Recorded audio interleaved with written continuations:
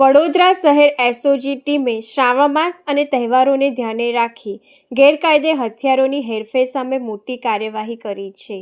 મળેલી ગુપ્ત બાતમીના આધારે પોલીસે લાલબાગ બ્રિજ પાસે રહેતા મૂળ ઉત્તર પ્રદેશના શિવમ ઉર્ફે સાધુ મિશ્રાને પકડી પાડ્યો હતો।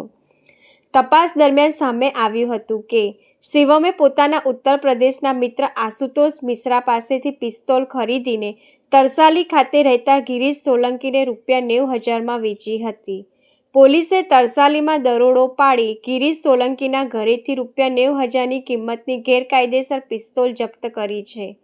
પોલીસ કમિશનરના હથિયારબંધી જાહેરનામાનો ભંગ કરવા બદલ આરોપી શિવમ મિશ્રાની ધરપકડ કરવામાં આવી છે, જ્યારે ગિરીશ સોલંકી અને આશુતોષ મિશ્રાને વોન્ટેડ જાહેર કરી મકરપુરા પોલીસ સ્ટેશનમાં આર્મ્સ એક્ટ હેઠળ ગુનો નોંધી વધુ તપાસ હાથ ધરાઈ છે।